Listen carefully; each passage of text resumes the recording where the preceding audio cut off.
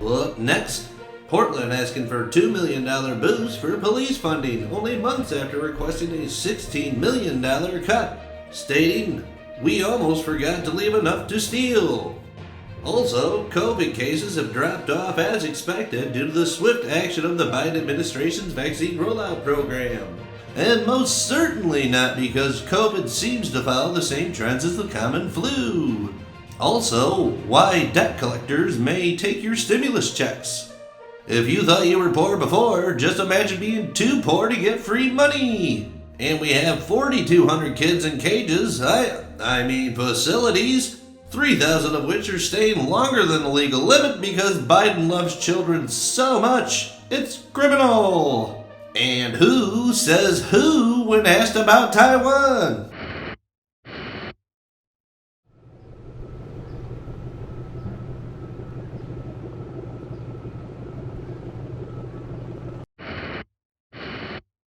And with wedding season around the corner, many Americans aren't sure if they can send out those invites. Up next with updates about how the absolutely not from China COVID virus could affect your personal and private ability to celebrate love, life, and death is America's top doc, Anthony Slouchy. Thanks for having me, Clark. Tonight we have great news for the American public. I see, and is there anything that will shut up those heartless, racist, homophobic Trump supporters crying about child suicide rates and the effect of school shutdowns?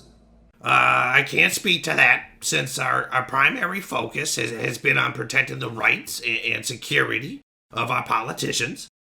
Sadly, they've been inundated with outrage and accusations from the public who seem to think that politicians and wealthy elites are supposed to obey the same rules as the general employee and or public.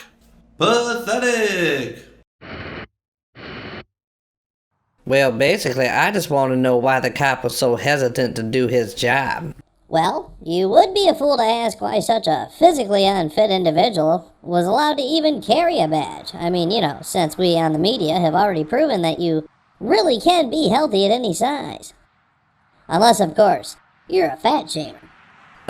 No. Good. Then the only real mystery left is why this man acted with such hesitation during a time in which we, the media, are looking for any reason, even those which are made up, to call a cop a racist pig just before chasing him and his family out of our communities with no regard for evidence, fairness, or integrity. Right. So I think she was wrong, but it was the cop's fault. Which leads me to our new program, which we believe will make it easier for the street people to understand. Hopefully it uses pictures. Oh, absolutely. 21% of our nation's population, we already know they suffer from having low literacy skills. And that was pre-pandemic. With the shutdowns, we're hoping that number will grow in the future generations. And this just in time to lower that voting age. So what we're introducing is the peasant to politician sphere. And basically the sphere is made up of politicians, activists, and anyone really who is openly a minority or transitioning to becoming a minority. These groups, they haven't had to experience the shutdown so far. We don't see the sense in making any changes there today. What's new for the peasant portion of our society is that they can move from peasant to politician status so long as they're working a wedding or funeral for any member of a group from the sphere. This means caterers, DJs, and groundskeepers will be allowed to leave their home long enough to work these events. Now, there is a stipulation here that's with no more than 10% of the time being allowed for planning, travel, and lunch breaks. You give them an inch, they'll take a mile. So we do need to watch that. And the peasants will rejoice. Come on, man. Dogs have teeth. Of course they're gonna bite people. You guys are making a staircase out of a mountain.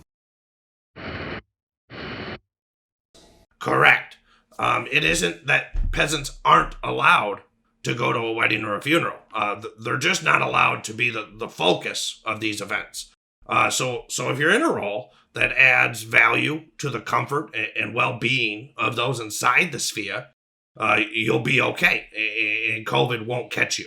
Now it does need to be pointed out that this is only a preliminary run. So what that means is we're going to have to monitor your belief systems, your voting polls, and basically any data that we can pull off of your phones and laptops at home between now and 2022's elections. And we'll see whether or not we need to loosen or tighten the restrictions in the coming months.